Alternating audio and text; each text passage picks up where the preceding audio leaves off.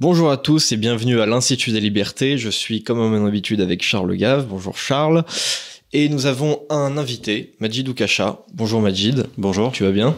Ça va et toi? Très bien. Bonjour Charles.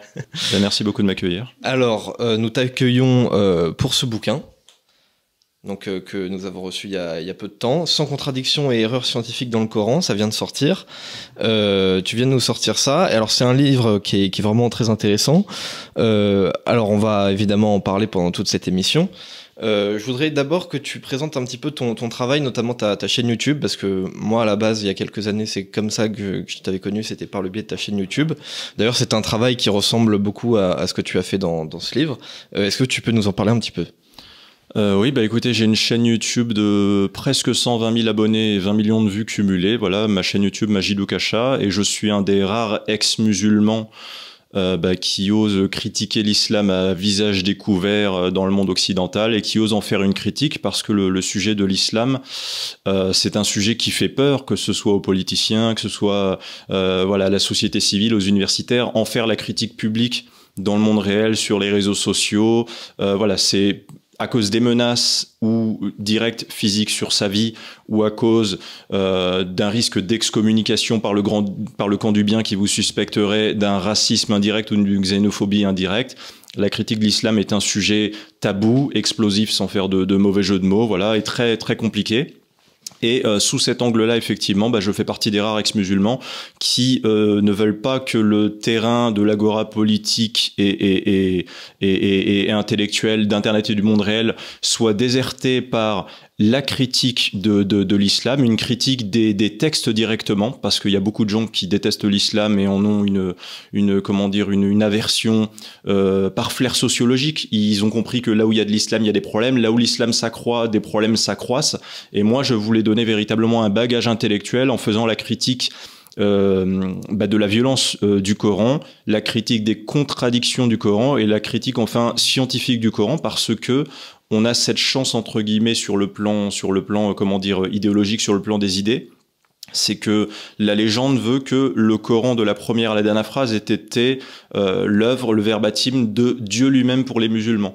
Et du coup, en faire la critiquer le Coran, c'est selon moi une des clés dans cette guerre intellectuelle, guerre entre guillemets, sur le plan de l'information et du savoir, pour renvoyer le Coran et l'islam à ce qu'il a toujours été, au-delà d'être une idéologie violente, liberticide et sectariste, d'un séparatisme sectariste, qui est aussi un conte de fait qui ne devrait pas bénéficier, selon moi, de cette trop grande complaisance, dans l'idée que une religion, en tout cas dans la France d'aujourd'hui, est forcément quelque chose de respectable, qu'une religion est forcément quelque chose de spirituel ou de philosophique, au prétexte que c'est une religion où il y a des prières, où il y a de la récitation. Eh ben non, le corpus coranique est un corpus juridique, politique, qui est pas seulement incompatible avec le monde occidental et ses valeurs et ses lois, mais aussi qui entre en confrontation directe et qui est dangereux pour nos libertés, pour nos modes de vie. Et moi, je fais partie des rares qui essaient de donner une critique. Voilà, c'est très intéressant. Et quand je regarde, j'ai lu votre livre avec beaucoup d'intérêt, et il faut quand même partir de ce que vous avez dit, c'est-à-dire que le Coran, contrairement à la Bible ou aux évangiles, n'a pas été écrit par un homme. Officiellement, voilà. Officiellement, ça a été écrit selon le paradigme islamique, effectivement. C'est-à-dire que le Coran est incréé. Quand vous arriverez au paradis, vous trouverez le Coran, là, je sais pas, une espèce de gros bouquin en or qui vous attend, etc. Donc, quiconque discute le Coran, ou ce qu'il y a dans le Coran, discute la parole même de Dieu, et en tant que tel, est sujet à punition. Oui, voilà, c'est ça. Et en réalité, moi, j'ai fait une analyse qui ne porte même pas sur les musulmans, qui ne porte même pas sur la violence dans le Coran. C'est un travail que j'ai toujours fait. En fait, si vous voulez, il y a deux façons de critiquer le Coran.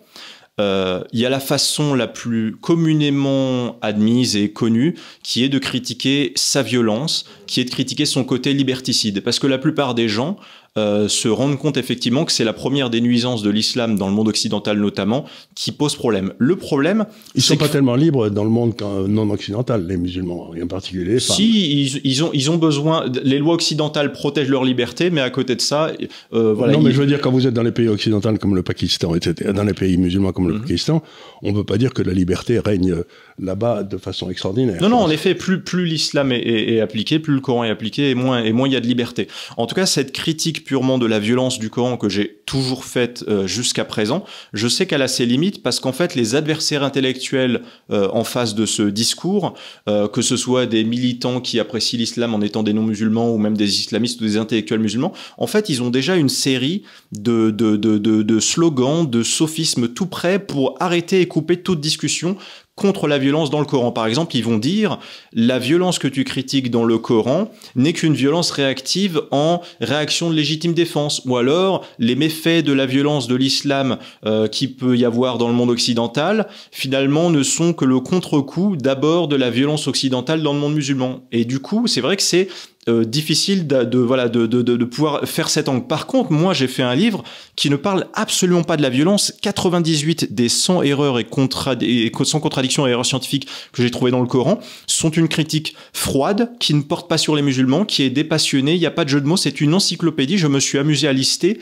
les plus grandes erreurs possibles, que ce soit des erreurs narratives, des erreurs scientifiques, des erreurs historiques. Si vous voulez, je peux vous donner... Ou des erreurs de calcul. Oui, exactement. Ou des erreurs de calcul. C'est intéressant. Ce livre s'appelle 100 contradictions et erreurs scientifiques dans le Coran. Donc, votre but, c'est de lire le Coran avec soin et de repérer qu'il peut y avoir une contradiction entre tel verset et tel autre 2 pages après, ou quelque chose comme ça. Donc, vous avez ça, qui est une partie importante du livre, puis vous avez des erreurs logiques, des erreurs scientifiques, des erreurs mathématiques. Et donc, c'est embêtant de penser qu'un livre qui a été écrit par Dieu est bourré d'erreurs. Oui, exactement. En fait, en réalité, j'ai compris que aujourd'hui, on est dans une ère. Vous savez, on est dans l'ère du fact-checking, oui, c'est-à-dire que ce soit les canulars sur Internet qui ont été trop crus par trop de gens, ou le discours médiatique, ou le discours politique. Et ben, le fact-checking aujourd'hui veut vérifier que des vérités soient vraies sur un plan factuel et scientifique. Et on questionne 2 choses, notamment les discours des pouvoirs politiques. C'est est-ce que ce qu'ils disent, ils ne se contredisent pas en disant le contraire, et est-ce que ce qu'ils disent est raccord avec la réalité? Et ben, dans cette ère du fact-checking, moi, je me suis amusé à fact-checker le Coran, et les 2 tiers de mon livre concernent des contradictions intracoraniques, c'est-à-dire qu'un verset en contredit un autre, et le dernier tiers, c'est des erreurs scientifiques, c'est-à-dire que un verset du Coran contredit le réel. Je vais donner 2-3 exemples qui peut-être parleront aux gens. Par exemple, dans mon livre, il y a dans la partie des contradictions intracoraniques, Allah explique que aucune âme ne bénéficiera de l'intercession le jour du jugement dernier.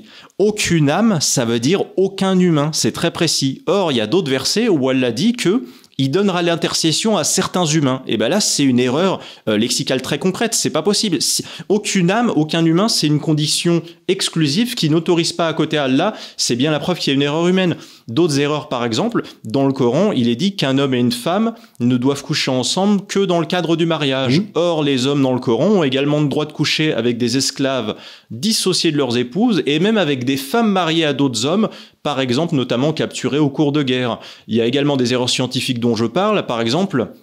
dans le Coran, par exemple, j'ai remarqué que oui, dans le Coran, il y a écrit, c'est l'erreur numéro 100 que j'ai classée dans mon livre, Allah explique que c'est lui qui décide la date de la mort de chaque personne, c'est lui qui l'a écrite à l'avance. Or, moi, je me suis un peu intéressé aux statistiques des décès en Arabie Saoudite, qui est quand même la terre de la Mecque, c'est pas rien, c'est symbolique. Et en 1970, je l'explique dans mon livre, il y avait 123,6 décès pour 1000 naissances vivantes de bébés en Arabie Saoudite avant l'âge de 1 an, en 1970. Et 50 ans plus tard, en 2018, j'ai fait exprès de m'arrêter en 2018 parce que si je m'étais arrêté en 2020, on m'aurait dit que les statistiques, le Covid va fausser les statistiques. 50 ans plus tard, il y a 6,6 bébés en Arabie Saoudite sur 1000 naissances vivantes qui sont morts, ce qui fait que c'est divisé par 18,72. Donc Allah, bizarrement, avait décidé de tuer 18 fois plus de nouveau-nés en Arabie Saoudite en 1978 qu'en 2018. Et ben c'est pas qu'Allah, il aime 18 fois plus les bébés actuels en Arabie Saoudite, ou alors qu'il détestait 18 fois plus les bébés en Arabie Saoudite en 1970, c'est pas qu'il exauce 18 fois plus le vœu de bonne santé à leurs bébés que font les parents saoudiens en 2018 plutôt qu'en 1970. Non, c'est que ces 50 dernières années, années, il y a eu du progrès technique, du progrès médical dans la conservation des aliments, dans le traitement de l'eau potable, dans le soin apporté à la future maman, à la maman, au nouveau-né. C'est tous ces progrès techniques et humains qui sauvent les humains et qui décident de la date de la future mort. On peut maintenant le vérifier statistiquement, et c'est pas Allah qui arbitrairement sur son nuage a écrit dans un bouquin, comme par hasard. C'est bien. Allah a l'air de suivre apparemment les progrès humains. Si on passe d'une société, mettons, de gens qui se baladent dans le désert à une société urbaine dans laquelle il y a des hôpitaux, Allah décide que c'est une très bonne chose et qu'il faut qu'il y ait beaucoup moins de bébés qui meurent, quoi.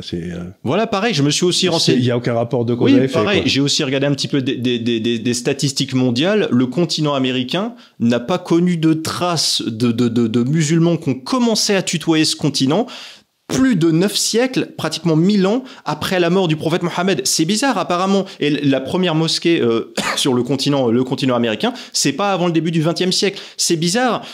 Durant 13 des 14 premiers siècles d'existence de l'islam, apparemment Allah avait envie d'ignorer le continent américain, et c'est seulement avec la mondialisation occidentale et les voyages possibles grâce aux occidentaux que bizarrement Allah a envie de donner la foi à des gens sur le continent américain. Ben non, on peut très bien voir statistiquement que 99% des musulmans qui nous entourent sont musulmans parce que leurs parents le sont, donc il y a une influence humaine. On peut voir également une zonalité géographique d'une espèce de phagocytation du territoire islamique centré sur l'Arabie, sur le nord de l'Afrique, sur une partie du sud de l'Europe à un moment et sur une partie de l'Asie. À un moment donné, l'influence de l'islam, la projection de l'islam se fait par des facteurs humains et non pas par Allah qui, dans le Coran, et c'est une autre erreur historique dont je parle, explique que comme par hasard, arbitrairement, ou on ne sait pas pour quelle raison magique, il a envie de donner la foi à certains et il a envie de bloquer l'accès à la foi islamique à d'autres. Voilà, c'est vraiment ce fact-checking historique, scientifique. Ce qui est étonnant quand on lit votre livre, je vais laisser parler aussi à mon ami Léonard ici présent, mais ce qui est étonnant quand on lit votre livre, c'est de voir à quel point, dans le fond, il n'y a pas de libre arbitre dans le Coran. Oui, c'est extrêmement intéressant ça. Ouais. Il n'y a pas de libre arbitre, c'est-à-dire que c'était un vieux débat à l'intérieur du christianisme, quelle est la dose de libre arbitre, etc. Et ce qui est très étonnant, c'est que dans le fond, c'est Allah qui décide souverainement si vous êtes sauvé ou pas, quoi. Ça fait partie d'une des contradictions que j'ai soulignées, effectivement. Allah qui explique, qui donne la foi à qui il veut, qui l'égare qui il veut parmi les humains, qui l'empêche des gens de croire en l'islam en ayant verrouillé leur cœur et leurs oreilles. D'ailleurs, c'est aussi également une critique que je fais par rapport à cette histoire de cœur, puisque dans le Coran, il y a l'idée de la croyance d'un cœur qui serait le centre psychologique et l'équivalent de notre cerveau humain. Mais voilà, c'est Allah qui décide de tout ça, et à côté, il responsabilise les humains dans l'au-delà en leur mettant un jugement dernier qui est basé sur la récompense de la foi et la punition de la non-foi à l'égard de l'islam. Or, ça fait partie effectivement... C'est lui qui a déterminé si vous alliez y croire ou pas. Voilà, il y a une contradiction claire entre le destin d'Allah et notre capacité de libre arbitre, et il peut pas punir des gens qui ne croient pas en l'islam alors que lui-même est responsable de la non-croyance. Exactement. C'est tout à fait curieux, ça. Exactement. On a eu ce débat dans la religion chrétienne aussi, avec Luther, avec tout ça. Ça a été un des vieux débats. Mais moi, je voudrais simplement attirer votre attention qu'il y a quelques années, il y a une dizaine d'années, j'avais lu un livre, il faudrait que je le retrouve, il est dans ma bibliothèque aux États-Unis, mais qui avait été écrit par un grand universitaire américain, dont on donnait pas le nom, qui avait écrit sous un pseudonyme, qui montrait aussi un certain nombre de ces contradictions que vous avez soulignées ici. Et c'était très étonnant parce que l'éditeur vous disait tranquillement, on n'a pas donné son nom, ni où il enseigne, ni qui il est, etc., parce que ce serait dangereux pour lui. Physiquement. Bien sûr. C'est-à-dire que quand même c'est curieux qu'on puisse défendre un livre. Je ne pense pas une seconde que Dieu ait peur de ce que je peux penser moi. Vous voyez ce que je veux dire? C'est-à-dire qu'il n'y a pas de raison... D'abord, j'ai le droit de penser ce que je veux, mais surtout, il n'y a pas de raison de penser qu'il va m'empêcher de penser. Je pense librement. Donc, quelque part, il y a une espèce de contradiction formelle entre ce qu'est le Coran et ce que sont nos sociétés, qui sont fondées sur chacun pense ce qu'il veut, et puis les mauvaises idées sont chassés par les bonnes et puis Bien sûr. En voiture Simone, quoi. C'est ça. Et dans notre époque d'aujourd'hui où malheureusement on ne fait plus trop d'hiérarchie entre les valeurs et les idées, et où dans nos sociétés libérales les islamistes peuvent faire progresser l'islam, parce que dans une société où une idéologie dangereuse et liberticide fait régner la terreur et fait peur à tout le monde, cette idéologie peut prospérer. C'est pour ça que je me fais vraiment un point d'honneur. On l'a vu avec le nazisme, si vous voulez. C'est à partir du moment où vous êtes prêt à tuer pour défendre vos idées. Quand la majorité se tait et qu'une minorité agissante a un projet politique pour cette majorité, ce genre d'idéologie progresse. Et moi, c'est pour ça que je me fais vraiment un point d'honneur à faire partie des rares voix, parce que vous allez sur Internet aujourd'hui, que ce soit sur YouTube, que ce soit sur TikTok, les musulmans sont partout, les imams sont partout, ils encadrent, ils ont des cours théologiques tout prêts pour vendre l'islam, pour en faire la promotion, et je fais partie des rares ex-musulmans ou des rares personnes qui ont un angle critique sur l'islam, et je me fais un point d'honneur, à faire exister cette pensée. Et d'ailleurs, mon livre, dans l'absolu, c'est pas forcément une critique du Coran, c'est surtout des constats froids.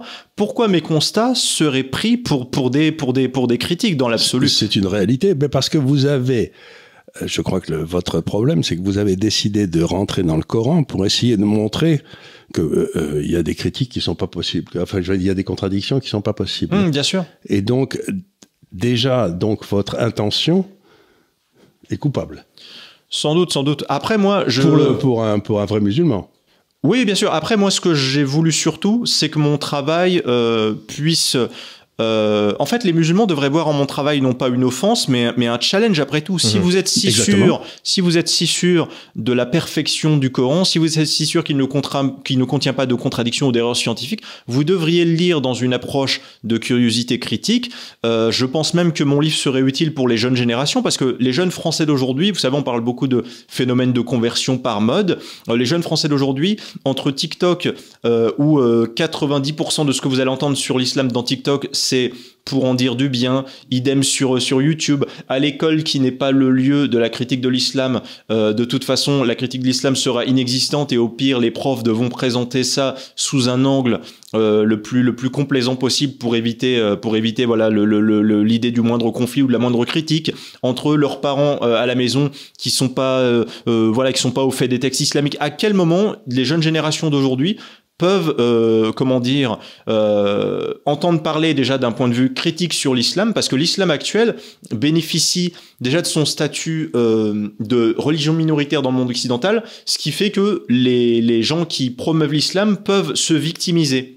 Et de la même façon, le fait que ce soit une religion, en tout cas c'est l'étiquette identitaire qu'on donne à cette idéologie, ça fait que on lui suppose une présomption de philosophie, c'est-à-dire c'est une religion qui fait compris, bonté. Voilà, exactement, mais en tout cas également de sagesse philosophique. Et moi, c'est mon travail de vraiment dire que mon but, c'est pas de décrédibiliser l'islam parce que on me suspecterait d'une intention malveillante, mais mon but, c'est juste de dire, je vous présente le corpus des véritables idées islamiques par son fondateur lui-même, c'est-à-dire officiellement Allah.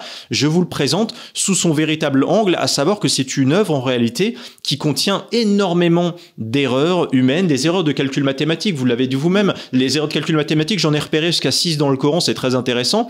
La sourate 4 dans le Coran, par exemple, dans la sourate 4, Allah propose des calculs mathématiques aux gens lorsque des gens sont décédés pour se répartir l'héritage de quelqu'un. Et par exemple, pour un défunt, Allah dit par exemple que de tête, il dit si un défunt a eu plus de 2 filles, il doit donner 2/3 de son héritage, il doit donner 1/6 de son héritage à son père, 1/6 à sa mère et 1/8 à sa veuve, à son épouse. Mais quand on fait le calcul de tout ça sur le même dénominateur, on se rend compte qu'Allah demande de répartir 27/24 d'héritage. Ce n'est pas possible. Or, les mathématiques, c'est binaire. Soit c'est vrai, soit c'est faux. Vous pouvez pas sortir plus d'héritage, 27/24, clairement il y a un problème. J'ai trouvé jusqu'à 6 erreurs mathématiques dans le Coran. D'autres paye de son vivant l'héritage du... c'est un peu compliqué, mais jusqu'à 6 erreurs mathématiques, c'est trop en fait pour une œuvre divine parfaite. Oui, ou alors Allah n'aime pas les mathématiques. Ou alors on admet, même si mon livre ne fait pas une critique historique, on admet que de la façon dont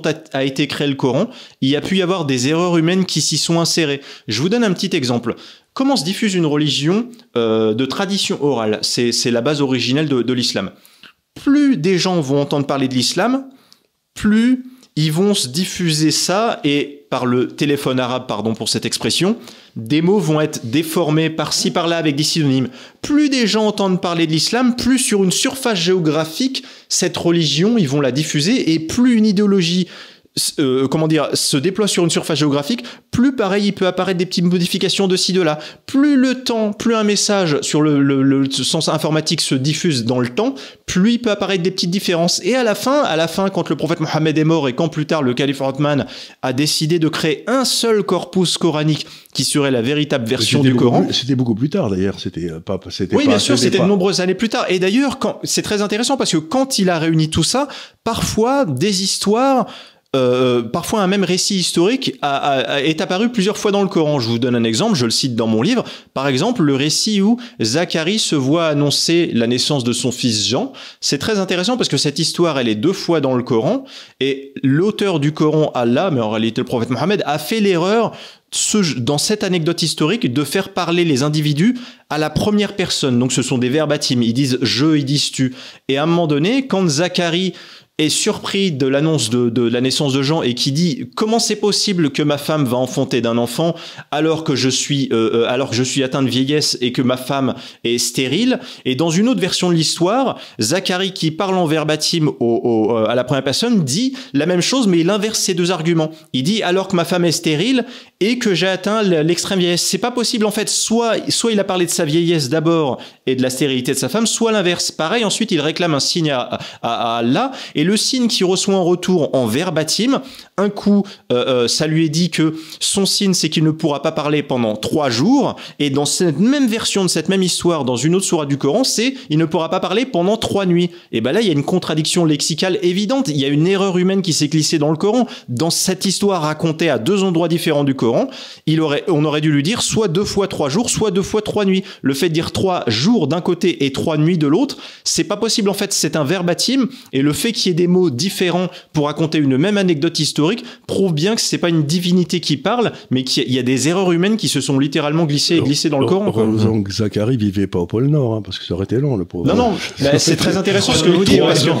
3 ans. C'est un des angles de critique dont je parle justement dans mon livre, c'est que la pratique de la salat, la prière, et la pratique du ramadan sont basées sur la position du lever et du coucher du soleil au quotidien. Par exemple, le ramadan, ça commence quand le soleil se lève et ça finit en journée quand le soleil se couche. Idem pour la salat, les 5 différentes salats sont réparties en fonction de la position du lever ou du coucher. Or, ces pratiques ont été imaginées par un bédouin qui ne connaissait pas la forme de la Terre et de sa relation orbitale avec le soleil, et c'est une des critiques scientifiques dont je parle dans mon livre, et il a vraiment pas de chance que dans des régions de haute latitude terrestre, au niveau du territoire russe, américain, suédois, islandais, etc., eh bien, le switch quotidien entre le jour et la nuit n'est pas partout. Et il y a beaucoup de zones sur Terre où il peut faire nuit ou jour de façon ininterrompue durant plusieurs semaines ou mois de suite. Donc c'est bien la preuve que la pratique de la salade, qui est censée être universelle, ou du ramadan, qui est basée sur la dissociation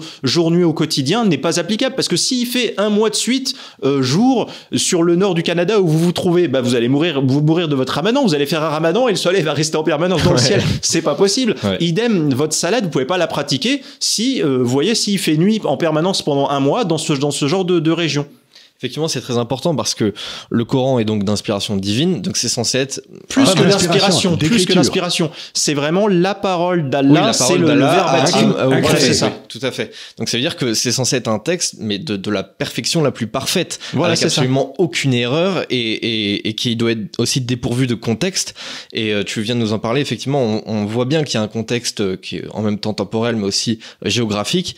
Or, Dieu n'est ni à un endroit donné, ni à un moment donné. Il est partout au même moment et donc ça veut dire que c'est parfaitement contradictoire effectivement avec l'application d'un texte religieux dont on voit très bien qu'il a été fait pour des bédouins du Moyen-Âge en fait. Voilà, et moi j'essaie de faire une étude la plus froide possible. Ni je ne parle des musulmans, ni je ne me moque, ni je ne fais de l'humour, ni je ne fais de jeu de mots, mais mon but c'est de démontrer tellement de contradictions. Quoi qu'ait dit le Coran, dans beaucoup de sujets, il a dit exactement le contraire. Beaucoup de faits coraniques, comme le fait de dire par exemple que les pierres tombent par peur d'Allah, c'est complètement idiot. Si vous mettez des pierres dans un laboratoire scientifique parasismique, vous les filmez 10 ans de suite, 24 heures sur 24, aucune ne va tomber par peur d'Allah. Bizarrement, les pierres ne tombent entre guillemets par peur d'Allah que si elles sont au bord d'une falaise et qu'il y a une tornade, ou que s'il y a une activité sismique.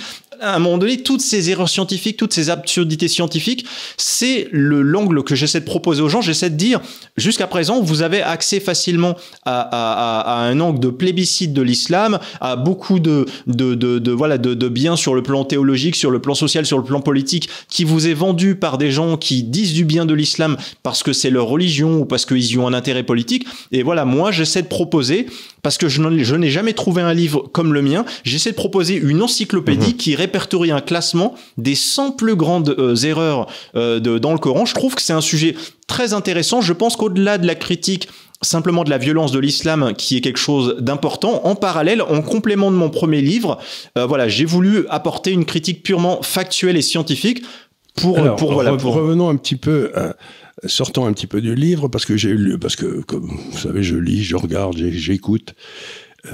J'ai écouté récemment un homme qui parlait du Coran et qui avait fait des études de la langue du Coran en se servant d'ordinateur. Parce qu'il dit qu'on repère parfaitement les écrivains. C'est-à-dire qu'il dit qu'il y a au moins 7 personnes qui ont écrit le Coran. Alors, cet angle-là, je ne l'ai pas... Il dit c'est pas possible, il y a 7 façons différentes d'écrire. Alors, justement, dans mon livre, en fait... Vous en parlez pas, mais... Non, je n'ai abordé que des contradictions pour lesquelles il y a une absolue certitude. Je vous donne un exemple, c'est très marketing pour moi d'avoir mis 100 contradictions scientifiques. En réalité, j'en ai trouvé un peu plus de 100. Mais au moindre bénéfice du doute, subjectif, sur un angle subjectif, dans le doute, je ne tenais pas compte de l'erreur. Et ce que vous dites là... Un musulman dira d'office, et il terminera la discussion, il vous dira que la richesse du sens de l'expression d'Allah, c'est de trouver différentes façons de s'exprimer en fonction de différents contextes, et c'est terminé. D'ailleurs, mon expérience, moi, d'avoir été musulman durant les 18 premières années de ma vie, de 0 à 18 ans, maintenant je suis agnostique, fait que je suis capable de comprendre l'état d'esprit et le fonctionnement psychologique d'un musulman, et donc c'est pour ça que mon livre, vous avez dû le remarquer, pratiquement la majorité de mes arguments dans mon livre vous explique quel contre-argument un musulman va vous sortir et ensuite la réponse que moi j'y apporte. Parce qu'en fait, je sais vraiment comment fonctionne l'état d'esprit de quelqu'un qui a la foi en l'islam. Je l'ai vécu moi-même et je peux vous dire que l'argument des différences de style, malheureusement, a un côté subjectif, comme la critique de la violence dont on a parlé tout à l'heure d'ailleurs. C'est une critique assez subjective, mais l'avantage de la critique, qui est vraiment juste ma spécialité un petit peu philosophique que j'essaie de mettre dans son livre, qui est purement l'analyse factuelle et scientifique, c'est que j'essaie de démontrer des erreurs qui sont binaires et les plus incontestables. On revient à mon exemple de tout à l'heure. C'est une condition exclusive. Quand Allah dit dans le Coran, dans un verset, que aucune âme, ça veut dire aucun humain, peu importe que ce soit croyant ou non, aucune âme ne bénéficiera de l'intercession. C'est concret, ça veut dire aucun. Il ne peut pas dire ensuite ailleurs dans le Coran que certains humains bénéficieront de l'intercession. Quand il dit dans le Coran, je cite une autre erreur, ici il dit personne, il dit à 4 reprises dans le Coran, personne ne portera le fardeau d'autrui. Au jour de la résurrection, voilà, personne ne portera le fardeau d'autrui. C'est une condition exclusive. Personne, ça veut dire aucun humain. Et ailleurs dans le Coran, j'ai trouvé des textes où il dit, un texte notamment où il dit, il y a des humains, il leur fera porter leur fardeau et en plus des fardeaux d'autres gens. Ce n'est pas possible. À un moment donné, il y a clairement une erreur humaine. C'est binaire, en fait. C'est absolument binaire. Et c'est intéressant ce que vous dites, parce que ce que vous dites, c'est que dans le fond, dans le Coran, il y avait la vieille idée que nous sommes responsables individuellement de nos actes. Et que mais il y a aussi l'idée qu'il y a des responsabilités collectives. Et alors ça, c'est embêtant, ça. Moi, je pense que parce que ça, c'est très embêtant. La responsabilité collective, c'est un dérapage juridique qui devient affreux. Je pense que le Coran, par son auteur officiel, le prophète Mohammed, par l'esprit humain singulier ou pluriel qu'il l'a créé, qu'il l'a enrichi en tout cas, en réalité, c'est un esprit politique qui l'a créé et selon des circonstances, il avait un discours. Quand il y avait un discours... Selon qu'il était à la Mecque ou à Médine. Voilà, c'est ça. Et quand il y avait un discours pour éventuellement rallier des gens autour de lui d'autres religions, eh ben, il y avait un discours adapté pour ça dans le Coran. Et quand ultérieurement, il était dans une optique purement de confrontation avec les non-musulmans, avec tous ceux qui font pas partie de sa religion, il y avait un discours pour ça. Et je pense que dans cette optique-là, effectivement, on retrouve Est-ce que c'est contradiction? Parce qu'on dit qu'il y a deux Corans. Il y a celui où il était méchant, et puis il y a celui où il était battu, en quelque sorte, il était très tolérant, et puis celui où il était vainqueur, il était beaucoup moins tolérant. Alors, est-ce que ces contradictions ne viennent pas de ces deux périodes? Alors, malheureusement, même dans les rares parties de mon livre où j'aborde un petit peu ces aspects d'intolérance envers les non-musulmans, je peux prouver à chaque fois que le sens des propos du Coran qui est le plus proche de nous temporellement, qui est sa version dogmatique finale, qui est clairement la guerre et la diabolisation des non-musulmans, c'est celle qui triomphe sur le plan dogmatique, sur le plan scripturaire et terrasse sur le plan lexical et syntaxique tout texte avant à l'origine de l'islam. Ils ont été annulés. Oui, complètement. Et de toute façon, moi j'ai vraiment fait en sorte. En fait, j'essaie d'être vraiment le plus malin possible dans mon livre, mais comme je vous l'ai dit, vraiment toute critique un petit peu subjective sur de l'historicité, ça ne m'intéresse pas. Moi, je suis vraiment dans la philosophie très concrète. Je dis simplement aux gens, voilà, on a l'avantage entre guillemets que le paradigme islamique veuille que le Coran de la première à la dernière phrase ce soit Dieu lui-même qui s'exprime. C'est complètement anormal que pour quelqu'un qui veuille l'étudier avec un angle philosophique, avec un angle intellectuel, dans plein de sujets, quoi qu'ait dit Allah a dit exactement le contraire. Et on peut vérifier ça au-delà de la religion dans la politique d'aujourd'hui. Des politiciens qui s'amusent à dire absolument tout et son contraire et qui vous vendent des choses qui sont le contraire. Oui, voilà, c'est ça. En même temps, je veux dire. Voilà, ou des politiciens qui s'amusent à dire des choses qui ne se vérifient pas dans la réalité. Par exemple, ils vous disent la société française est de plus en plus apaisée, il y a de moins en moins de criminalité, alors que statistiquement, on peut prouver le contraire. Ben voilà, pour moi, je considère que l'esprit politicien qui a créé le Coran, officiellement Allah, officieusement des humains, s'inscrit dans Alors, je vais vous poser une question qui n'a rien à voir avec tout ce qu'on fait là, mais parce qu'il y a un truc qui me tracasse. Vous savez qu'il y a eu un livre qui s'appelait Les versets sataniques et qui ont été. Qu'est-ce que c'était? Est-ce que vous vous souvenez de ce que c'était cette histoire ou pas, les versets sataniques? Parce que c'était un moment où il avait l'air de dire qu'il y avait plus qu'un Dieu, quoi. C'était. Je sais pas si vous savez, c'est le bouquin de, comment il s'appelle, Saddam Rushdie, qui vient d'avoir le prix Nobel de littérature, d'ailleurs. Oui, alors malheureusement, je n'ai pas pu en parler dans mon livre, mais effectivement... Parce que là, ça m'a toujours troublé, cette histoire des versets sataniques, c'est un drôle de truc. Alors, ça, c'est pas dans ma spécialité. C'est pas le sujet, hein, c'est pas le sujet. Oui, bien sûr. Mais parce que vous avez l'air d'un bon spécialiste de la chose, je vous pose la question. En gros, dans l'islam, au départ, quand le prophète Mohammed tâtonnait dans sa façon de présenter sa religion qui devait lui donner beaucoup de privilèges, le fait d'être un chef politique non élu démocratiquement, le fait plus tard de piocher dans des butins de guerre, le fait d'avoir un harem de multiples femmes, on a le triptyque politique, femme, richesse. Excusez-moi, mais il m'a pas semblé que ce soit le triptyque du sage prophète désintéressé. Et voilà, quand il a tenté de pouvoir rallier des gens à sa cause autour de lui, il a essayé effectivement de se mettre dans la poche des polythéistes avant de revenir un petit peu dessus et de se fixer d'un point de vue dogmatique. Et je voudrais dire d'ailleurs que dans le Coran, je reconnais cette chose. J'en ai parlé dans une de mes vidéos sur ma chaîne YouTube. Même si c'était des gens du passé, l'esprit humain qui a créé le Coran, il y a une intelligence machiavélique que vous n'imaginez pas. L'esprit humain qui a créé le Coran a vraiment réponse à tout sur le plan rhétorique pour couper court à absolument toute critique. Il y a un côté, ça me fascine un petit peu quelque part, vraiment. Ça me fascine. Et c'est pour ça qu'il est séduisant.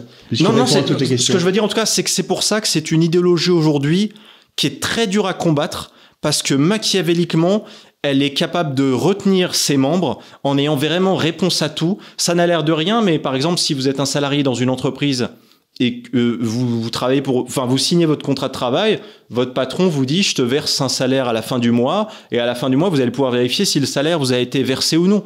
Tandis que le prophète Mohammed fait signer, entre guillemets, un contrat aux musulmans, et il dit le patron te payera dans l'au-delà après la mort. Or, personne ne peut témoigner après la mort de savoir si c'est vrai ou faux. Oui, vous en connaissez beaucoup qui voudraient travailler pour moi, comme ça je les paierai après la mort. Je demande, hein, si vous en connaissez, surtout vous les adressez, ça va arriver vachement vite.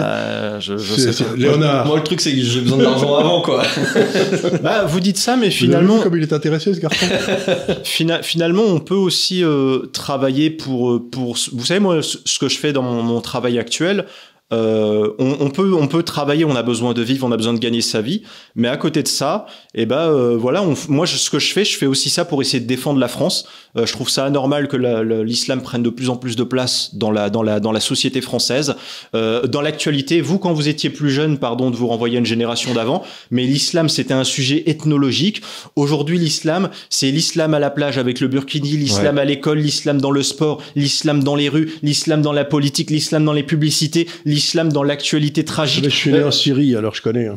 Mais c'est pour vous dire qu'aujourd'hui, l'islam a pris tellement de place et l'islam n'a jamais fait aussi peur dans nos sociétés occidentales où malheureusement, pour des raisons électorales, nos politiciens, même les plus à droite, ont peur de critiquer l'islam ou alors ils essaient de le critiquer de façon le plus indirecte possible. Je vous donne même un petit exemple. Je m'étais fait cette réflexion l'autre fois.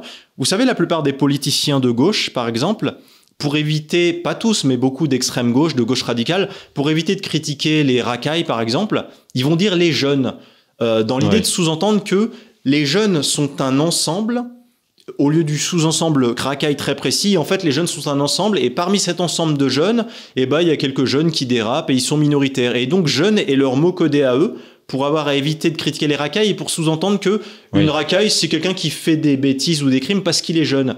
J'ai remarqué que la droite fait un peu aussi parfois ça par rapport à l'islam parce que quand ils critiquent l'immigration qu'apporte la criminalité en France, déjà, ils devraient dire certaines immigrations qui apportent la criminalité. Et le mot immigration, je suis désolé, je défends pas l'immigration ni je la critique, mais je dis l'immigration, c'est juste un processus de déplacement d'un point A à un point B. Et en fait, quand ils critiquent l'immigration, je vois pas pourquoi l'immigration portugaise, chinoise, italienne devrait se sentir visée par leur phrase « l'immigration apporte la criminalité en France ». C'est aussi un peu leur mot codé pour un ensemble, pour avoir un peu à éviter de dire, à édulcorer le fait qu'il y a peut-être dans certaines immigrations un taux de criminalité anormal dans beaucoup de types de crimes et délits. Et certains types, et poser la question du coup de l'aspect culturel parfois de la criminalité, de la motivation culturelle chez certaines immigrations. Oui, c'est sûr. Voilà, oui, c'est une sorte de conséquence du relativisme aussi, c'est-à-dire qu'on veut pas différencier les gens, on veut pas différencier les cultures, on veut pas différencier pareil les philosophies et les religions, on dit que tout se vaut et donc c'est effectivement c'est les jeunes commettent de la violence alors qu'on sait que c'est pas tous les jeunes. C'est pareil venant du dogme féministe, c'est les hommes, la masculinité, etc. Alors qu'on sait que c'est pas pareil de vivre l'expérience féminine dans des pays justement qui sont très islamiques versus dans des pays occidentaux de tradition libérale. Philosophique, c'est si tout se vaut, rien ne vaut. C'est-à-dire que vous pouvez pas, à partir du dogme tout se vaut, établir une hiérarchie qui explique comment vous devez vous comporter. C'est sûr. Puisque tout se vaut. Donc, si je considère qu'il est normal de tuer mon voisin, de quel droit on peut créer une secte complètement. Donc, ce que j'essaie de dire, c'est que ce relativisme a une contradiction à l'intérieur lui-même. C'est-à-dire que ça empêche de faire une hiérarchie des valeurs cohérente. Et l'islam peut beaucoup progresser dans nos sociétés occidentales parce qu'en fait, il y a un principe dans nos sociétés occidentales, c'est tout ce que la loi n'interdit pas, la loi l'autorise de façon tacite. Je vais donner un exemple un peu extrême, mais s'il y a un extraterrestre qui atterrit dans votre jardin du jour au lendemain, dans le doute, vous savez pas s'il est méchant ou pas, mais il se trouve que le hasard fait que le faciès des extraterrestres sur leur planète fait un peu peur, vous l'égorgez, vous le tuez, il n'y a pas trop de jurisprudence. Est-ce que tuer cette personne, tuer cet extraterrestre, est-ce qu'on considère que c'est pas tuer une espèce de nuisible, une espèce de gros insecte, etc. Mais ce que je veux dire, c'est tout ce qui n'est pas interdit est autorisé. Et du coup, l'islam arrive à progresser dans nos sociétés où en fait, ils ont un peu une visibilité sur les règles du jeu et ils peuvent facilement contourner nos lois. Je vous donne un exemple, les fameux débats actuellement sur l'abaya. L'abaya, est-ce qu'on considère que c'est un vêtement islamique ou pas? Le voile.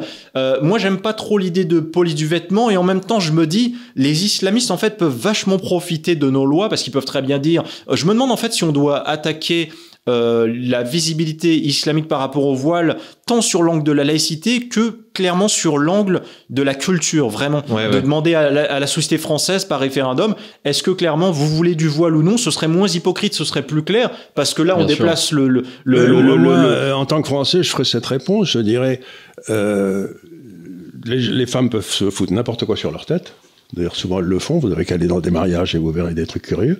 Mais en aucun cas, le visage ne doit être couvert. Et bien justement, pour moi, ça c'est quelque chose d'essentiel. Oui, mais on va vous dire du coup, dans ce cas-là, on peut avoir une forêt de voiles qui pousse dans les lycées, dans les collèges, etc. Mais elles peuvent se mettre à voile sur la tête, ça me gêne pas, mais qu'on voit leur visage. D'accord, mais admettons une chose, admettons que demain, toutes les musulmanes ont bien compris, il y a une coercition claire et un empêchement de leur faire porter des voiles dans tous les lycées, et que toutes les musulmanes se coalisent et portent tout un bonnet qui cache leurs cheveux, et elles font même exprès de mettre un bonnet de couleur verte, pour être sûr qu'on ait bien compris que ce soit l'islam. Ça revient au même, on a des femmes qui s'identifient à l'islam, qu'on le veuille ou non, leur point commun c'est l'islam. En fait, c'est facilement contournable, en fait, j'ai l'impression, les lois françaises. C'est pour ça qu'il ne faut pas faire des lois qui soient facilement contournables. Si vous voulez. C'est-à-dire que le visage de la femme doit être vu. Point barre. Voilà. Et après ça, elle se fout ce qu'elle veut sur la tête. Mais on est dans une démocratie et en fait, beaucoup de politiciens de plus en plus comprennent que dans les seconds tours d'élections nationales, pour remporter l'élection, c'est pas possible, notamment avec des musulmans qui votent de façon plutôt monolithique. Ça s'est vérifié lors de la dernière élection où 7 électeurs musulmans sur 10 votaient rien que Mélenchon, il me semble, au premier tour, si je ne dis pas de bêtises. Je crois pas qu'il y ait des populations identifiables sur un plan phénotypique ou psychologique. On peut faire subdiviser à l'infini, que ce soit les femmes, les hommes, les chrétiens, les riches, les pauvres, qui sont capables au premier tour d'une élection à voter à 70% pour un seul individu. Mais en gros, c'est pour vous dire qu'ils votent de façon monolithique, clairement parce que leur religion islamique est un principe directeur assez fort, je pense, qui peut jouer dans leur façon de voter. Et c'est compliqué même pour un politicien de droite qui veut espérer et qui, disons, est censé être un peu plus sévère envers l'islam ou envers l'immigration clandestine. C'est un peu plus dur pour lui même d'espérer gagner en osant être un petit peu frontal par rapport à l'islam, vous voyez. Oui, c'est un vrai problème, ça. Vous savez, c'était Locke, dans son discours sur la tolérance, qui est un discours admirable qui devrait être lu dans tous les collèges de France. Alors, il parle de l'Angleterre au XVIIe siècle. Et donc, il explique comment vivre ensemble, il explique comment faire, etc. Mais il arrive à une conclusion qui, pour un libéral, est très compliquée. Ça m'a toujours beaucoup troublé. C'est un de mes grands hommes, Locke. Il dit, ce qui est embêtant, c'est que chez nous, il y a des catholiques. Et en Angleterre, il y avait des catholiques. Et que les catholiques, ils obéissent pas à la loi commune, ils obéissent aux ordres donnés par le pape. Et il dit, dans ce monde-là, les catholiques ne devraient pas avoir de droits. Ce qui est pour Locke, c'est assez extraordinaire. C'est-à-dire qu'à partir du moment où c'est une discrimination parce qu'il ne respecte pas la loi commune. C'est-à-dire que quiconque ne respecte pas la loi commune n'a pas intégré le fait que, eh bien, dans le fond, il fait pas partie de la nation, il doit pas y participer. Et j'ai toujours trouvé ça extrêmement difficile de la part de Locke, parce que je me suis dit, mais enfin, c'est quand même curieux, ce gars-là qui fait un discours sur la tolérance et qui termine en disant, la tolérance, ça suppose que tout le monde accepte les conditions de la tolérance, c'est-à-dire de pas élire des intolérants.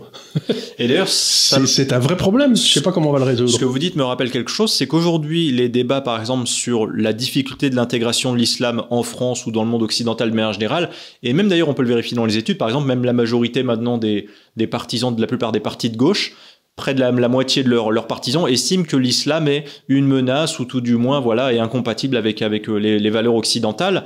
Et dans ce débat du problème de l'intégration avec l'islam, j'ai l'impression que trop souvent dans les médias, beaucoup d'intervenants supposent qu'il y a un problème du côté de l'intégrateur, entre guillemets, de la société intégrante.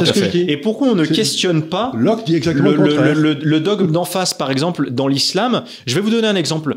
En fait, tout est une question du dogme sacré et déifié. Je vous donne un petit exemple. Si aujourd'hui en France, il y a, disons, je sais pas, on peut faire un sondage et que la majorité, admettons, je sais pas, des Français qui ont un diplôme de chimiste, disent on préfère les femmes rondes plutôt que les femmes minces, ou inversement les femmes minces plutôt que les femmes rondes. On ne veut épouser qu'un seul des deux types de femmes. Tant que c'est un sondage d'un avis majoritaire, une tendance qu'on ne sait pas expliquer pourquoi, on ne peut pas se dire que c'est une doctrine ou que c'est un dogme. Par contre, donc cette discrimination, on pourrait dire, c'est une question de goût. De la même façon qu'un homme va vous dire « je préfère les blondes plutôt que les brunes », un autre va vous dire « je préfère les rousses plutôt que les brunes ». Par contre, quand dans le Coran et dans l'islam, dans le Coran, il y a écrit « les femmes musulmanes ne doivent pas épouser des non-musulmans » et que statistiquement, ça peut se vérifier dans la pratique en France, en général, les musulmanes pratiquantes n'épousent jamais de mécréants, n'épousent jamais de non-musulmans, c'est un peu dur, quelque part, de présenter ça à la société française encore majoritairement musulmane et de dire non, notre religion islamique n'a pas de problème avec vous, mais attendez, il y a écrit que les femmes musulmanes, les femmes de votre religion ne doivent pas se marier avec des non-musulmans. Vous avez le droit d'épouser une non-musulmane. C'est-à-dire les hommes ? Les hommes. Alors les hommes ont le droit d'épouser des chrétiennes et des juives, mais en tout cas je donnais cet exemple pour dire que les femmes du monde occidental non musulmanes, si demain elles avaient un dogme sacré qui leur disait qu'elles ne doivent pas, elles ont reçu un message de Dieu en Wi-Fi dans leur tête qui leur dit vous ne devez pas épouser de musulmans, ou même elles avaient un livre sacré qui disait que les musulmans aillent en enfer, ce serait compris comme de la discrimination, ce serait compris comme de la haine, ce serait vécu comme quelque chose d'intolérant par le discours politique actuel. Alors que dans l'islam, il est convenu que les non-musulmans vont en enfer. Donc pourquoi moi je tolérerais dans ma société française une religion qui ne me tolère pas, une religion qui envoie les non-musulmans en enfer, et une religion qui crée un espèce de séparatisme? C'est une autre contradiction, parce que si les non-musulmans vont en enfer, comme c'est Dieu qui a décidé de les faire non-musulmans, qui leur a bouché la vue, si j'ose dire, eh bien, donc, c'est lui qui les envoie en enfer, quoi. Oui, ben, bien sûr, ça fait partie d'une... C'est complètement idiot. C'est pour ça que je vous dis, le Coran essaie comment dire, il essaie d'intégrer des doctrines et des doctrines contraires. Et c'est vraiment, j'essaie de sensibiliser même les musulmans à ça. Je veux vraiment que la plupart des musulmans qui étudient mon livre le voient vraiment pas comme une offense, mais comme une étude froide. En fait, c'est un livre qu'on doit avoir dans sa bibliothèque pour regarder un petit peu quand on se pose des questions, on essaye de comprendre. Oui, d'ailleurs, à la fin, j'ai inclus un index alphabétique. Vous pouvez regarder le thème que vous voulez, de A à Z, pour les gens. Voilà. Moi, en fait, j'ai voulu un livre pratique. Il y a 100 contradictions et erreurs scientifiques qui tiennent sur 228 pages, ce qui fait que chaque erreur tient en moyenne sur 2 pages. Certaines erreurs que je décris vont jusqu'à 5 pages, d'autres un petit peu moins. Et en fait, j'ai voulu simplement faire une encyclopédie, tel un dictionnaire, qui répertorie et classe par thème les 100 principales contradictions et erreurs scientifiques dans le Coran. Un petit guide très pratique qui prête à une discussion critique sur l'islam, sans aborder encore une fois le thème de la violence qui est nécessaire. Il faut critiquer la violence dans le Coran, mais qui est un sujet malheureusement où la discussion est soit interminable, soit sera coupée d'office, parce que c'est une discussion passionnée où en fait on peut facilement vous contredire avec de la rhétorique politique, avec des sophismes. Et d'ailleurs j'ai même remarqué une chose, c'est que je m'étais fait cette réflexion quand j'ai commencé à écrire ce livre en 2020.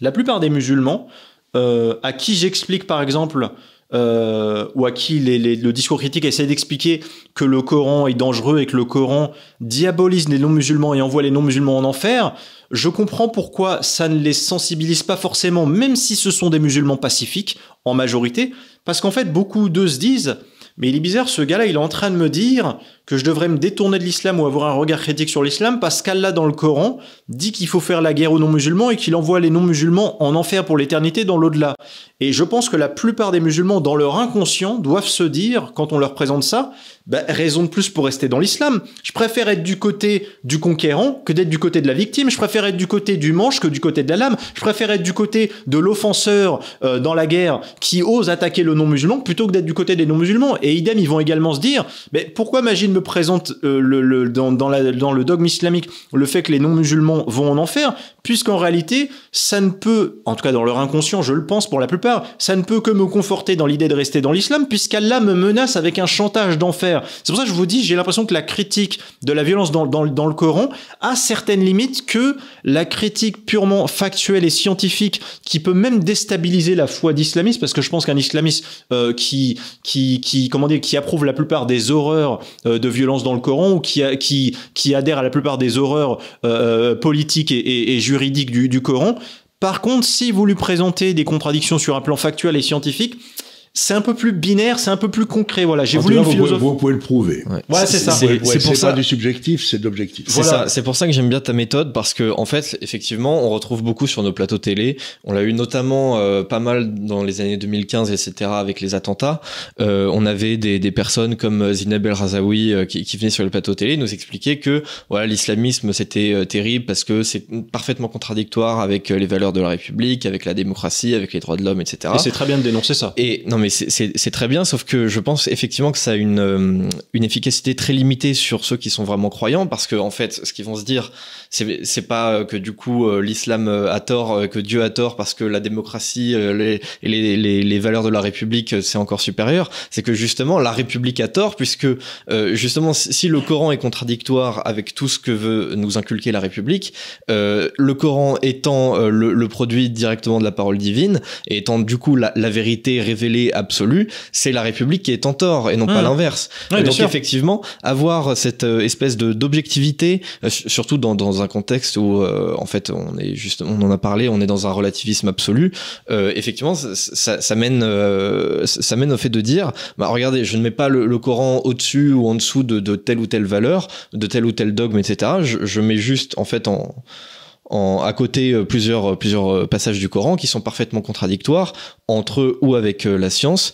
Et effectivement, je pense que c'est la méthode qui permet de remettre le plus facilement en question le dogme chez les musulmans.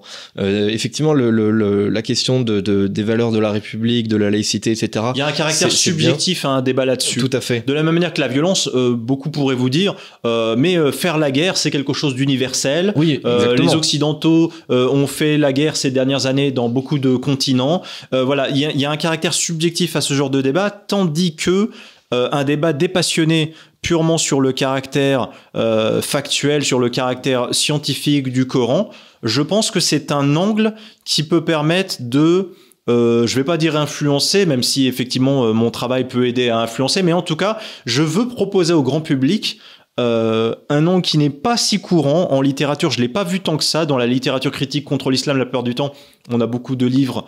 Et d'ailleurs aussi, c'est quelque chose que j'ai essayé de faire dans ce livre, et je vous remercie d'avoir essayé d'apprécier ça à sa juste valeur dans mon livre. J'ai voulu un livre qui ne soit ni de l'ésotérisme philosophique, un petit peu évanescent, ni au contraire un livre trop académique au sens rigide et procédurier. J'ai voulu un livre accessible au grand public, parce que là où jusqu'au début des années 2000, il n'y avait pas Internet pour démocratiser le fait que les citoyens se parlaient entre eux sans l'intermédiation du média, et là où la critique de l'islam était un petit peu confidentielle, aujourd'hui, dans une France où plus que jamais l'islam, tout le monde en entend parler partout, dans tous les corps sociaux possibles, et ben voilà, la population aujourd'hui a un besoin d'entendre et d'intellectualiser peut-être une forme d'antipathie qu'ils peuvent avoir, ne serait-ce que par flair sociologique envers l'islam. Moi, je dis aux gens, j'essaie de vous donner un bagage et des raisons intellectuelles d'avoir des exigences critiques sur le plan des valeurs et sur le plan intellectuel à l'égard de l'islam, parce que si vous n'avez pas ça, vous allez vous contenter dans des discussions avec le gens de dire « Ah, mais j'en ai marre de l'islam c'est trop omniprésent. » Ça ne va pas très haut, en fait, vous voyez. Et moi, j'essaie de dire aux gens, voilà, j'essaie de vous donner un bagage très précis de raisons intellectuelles et objectives de remporter le débat des idées. Ça m'amuse, parce que moi, il y a une vingtaine d'années, j'avais écrit un livre qui s'appelait « Un libéral nommé Jésus ». Et moi, j'étais pas du tout un livre sur Jésus. C'était un livre où, dans le fond, je suis économiste, j'ai étudié les évangiles à la recherche d'erreurs économiques. Vous savez, ce que vous avez fait, vous avez cherché des erreurs. Et quand vous allez dans la Bible, ou dans le Coran d'ailleurs, vous trouvez un nombre d'âneries économiques qui dépasse l'entendement. C'est-à-dire, il y en a à toutes les pages, quoi. Et ce qu'il y a d'extraordinaire, c'est que dans les paroles du Christ, il n'y a pas une erreur économique. C'est toujours... c'est tout à fait extraordinaire. Si vous voulez, la théorie de la valeur marginale, vous la trouvez dans les évangiles. Enfin bref, j'ai fait ce livre en disant, écoutez, en tant qu'économiste, je suis quand même bluffé, parce que le mec, il avait tout compris il y a 20 siècles. Il n'a pas fait une erreur. Et par contre, les commentaires qui ont été faits sur ils font plein d'erreurs. Par exemple, l'interdiction des taux d'intérêt par Saint Paul. Bon, le Christ, il avait une parabole où il disait, il aurait mieux fait de laisser ça. il aurait mieux fait de laisser son talent à la banque. Donc, toucher des intérêts. Donc, on voit bien. Et donc, vous vous rendez compte que dans les évangiles, quand vous regardez ça, moi, j'ai fait exactement la même démarche que vous, en cherchant les erreurs, je les ai pas trouvées. Mais vous les avez trouvées. Donc, il y a quelque chose de curieux. Mais, voilà, c'est simplement, c'est pour ça que ce livre est intéressant, c'est que vous êtes parti de la même démarche intellectuelle d'essayer de mettre un texte sacré au crible de ce que nous savons aujourd'hui. Moi, j'ai pris ma spécialité qui est l'économie. Vous avez été chercher plus loin, la science en général et tout, mais vous trouvez des erreurs. Oui, bien sûr. Ce qui est quand même embêtant. Bien sûr, d'un livre dont l'auteur officiel du point de vue islamique est censé être un dieu véridique qui ni ne se trompe ni ne ment. Et du coup, voilà, c'est anormal effectivement qu'on trouve toutes ces erreurs. Et moi, j'essaie de donner voilà, des explications pour expliciter ces contradictions et erreurs scientifiques, et aussi de pousser la réflexion sur le fait que derrière cette erreur, en réalité, il y a une histoire anthropique clairement de ce Coran, du corpus coranique que nous avons aujourd'hui, et des erreurs humaines s'y sont glissées. En réalité, un esprit singulier au pluriel a créé le Coran, et d'ailleurs, on devrait juger un arbre à ses fruits, vous voyez, pour reprendre une phrase biblique, il me semble. Et à un moment donné, l'islam théorique que je dénonce, et même l'islam théorique que j'ai aussi dénoncé à travers ma chaîne YouTube dans ses critiques ou dans la critique de la violence, se vérifie aussi dans la pratique, dans le monde réel. Et je dis simplement aux musulmans, c'est bizarre, mais si vous admettez qu'il y a un problème avec l'islam théorique du Coran et qu'il y a aussi des problèmes qui se vérifient dans la pratique, dans le monde musulman, quelque part... Voilà, c'est un petit peu bizarre que votre Dieu unique, Allah, qui voudrait faire triompher l'islam, à ce point donne une aussi mauvaise image de l'islam. C'est curieux. Alors, on va terminer parce que ça va faire 1 heure qu'on parle, et puis finalement les gens vont trouver. Mais moi je trouve pas. Moi je trouve que c'est passionnant, mais c'est pas ça la question. Je vais vous poser une question personnelle pour conclure. De quoi vivez-vous ? Parce que ça doit pas être facile d'être quelqu'un qui essaye de dénoncer l'islam dans la France d'aujourd'hui. Alors, je suis écrivain et youtubeur. Donc, je vis tout simplement de mes vidéos, de mon activité de vidéo.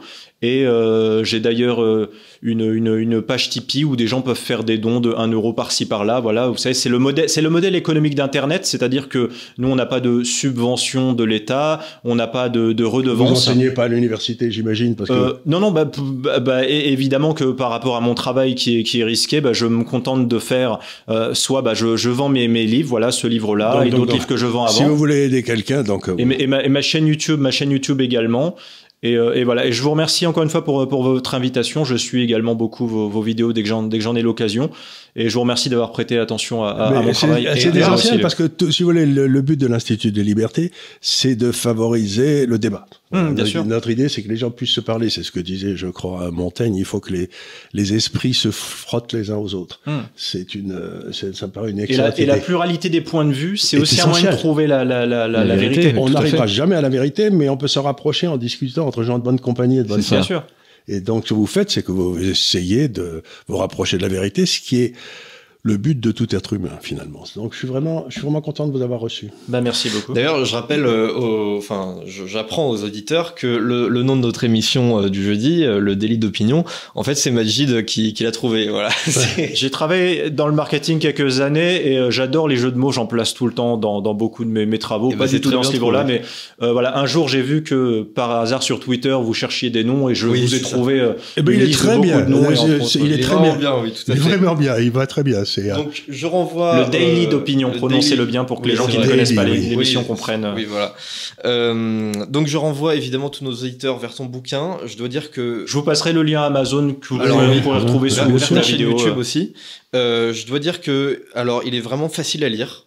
Il est assez accessible, assez bien mis en page. Et on peut le lire par étapes. Oui, voilà, c'est ça. Voilà, on peut prendre un chapitre et puis le lire et puis revenir en arrière, revenir en avant. J'ai vraiment essayé de répondre à une demande des gens. Si j'avais fait un format essai, c'est difficile de couper la lecture, de le reprendre plus tard. Là, vous commencez par le thème que vous voulez, le thème des erreurs narratives, le thème des erreurs mathématiques, le thème des erreurs logiques, le thème des erreurs historiques, le thème des erreurs scientifiques. Vous pouvez à la fin, avec un index alphabétique, prendre le terme que vous voulez, une erreur sur le thème des anges, sur le thème d'Abraham, sur le thème de de la Mecque. Et voilà, j'ai voulu un livre le plus simple et accessible possible. Je vous remercie de l'avoir apprécié à sa juste valeur par rapport à. Merci infiniment. Hein. Bah, merci beaucoup. Merci de votre invitation à tous les deux. Grand plaisir. J'incite encore une fois les gens aussi à s'abonner à la chaîne de Magine, mais aussi à la nôtre. Hein. Voilà, faut pas oublier. Nous, on se rapproche de 270 000. Je sais pas pourquoi on voudrait atteindre 300 000. Mais je sais pas pourquoi. Mais à chaque fois, c'est l'objectif. Hein, et quand on sera à 300 000, on sera pas content. Ça dépend de la viralité des vidéos. Ensuite, il faudra aller à 400 000, puis à 14 millions, quoi. Voilà. 14 millions, c'est Joe Rogan, ça, c'est autre chose. Oui, voilà. Bon, si on commence à traduire nos vidéos il faut en rien anglais, s'interdire. Il faut rien s'interdire. Et avec l'IA maintenant qui traduit les vidéos automatiquement en anglais, c'est peut-être faisable, on sait jamais. On va peut-être développer notre. C'est possible. C'est intéressant de voir que à l'intérieur même de l'islam, il y a des gens qui réfléchissent et ils ont pas. Je veux pas vous faire de peine, mais ils ont pas eu une vie facile historiquement, ceux qui réfléchissaient pour l'islam. Oui, et d'ailleurs des intellectuels qui, au cours de l'histoire islamique dans le monde musulman, ont pu apporter des idées révolutionnaires, des progrès. On peut penser à Ibn Khaldoun. On peut se dire que ça se fait en dépit de la présence de l'islam. C'est pas parce que il y a un médecin ou un mathématicien qui, dans le contexte islamique, dans un pays musulman, a apporté une idée ou un progrès utile. Ce serait comme de dire, par exemple, que Einstein a fait ses découvertes dans le monde occidental chrétien et d'en déduire que on peut mettre ça sur le compte du christianisme, ou qu'un intellectuel juif dans un pays, en Israël aurait apporté même actuellement aurait apporté quelque chose de positif sur le plan technologique ou une découverte scientifique. On peut se dire qu'une découverte est faite dans un pays en dépit de la religion majoritaire. Il faut pas forcément corréler les deux. Mais effectivement, ce que je peux dire, c'est que la parole des apostats de tout temps dans le monde musulman, du fait que l'islam condamne à mort les apostats, elle a plutôt été confidentielle. Et aujourd'hui, dans le monde occidental, il y a quelques apostats, et même dans le monde musulman de plus en plus, comme moi, soit de façon anonyme, soit quelques rares téméraires comme moi le font à visage découvert, essaient de porter cette parole critique contre le Coran et contre l'islam, parce que il faut ce point de vue critique. Vous l'avez dit tout à l'heure, la vérité, c'est pas forcément un mi-chemin entre deux thèses, mais en tout cas la vérité se fait quand on écoute la thèse et l'antithèse, quand on écoute des points de vue pluriels. Et c'est pas parce que des gens disent que dans les médias sur Internet jusqu'au début des années 2000, la preuve que les médias sont indépendants, c'est qu'ils appartiennent au privé et pas au public. Non, parce que si dans le privé vous vous contentez d'avoir un avis monolithique 99% du temps, c'est pas ça. La vraie vérité, elle se fait par la pluralité des idées dans ces médias. Qui ne vient que de l'indépendance financière de chacun qui défend ses idées. En tout cas, c'est pour dire,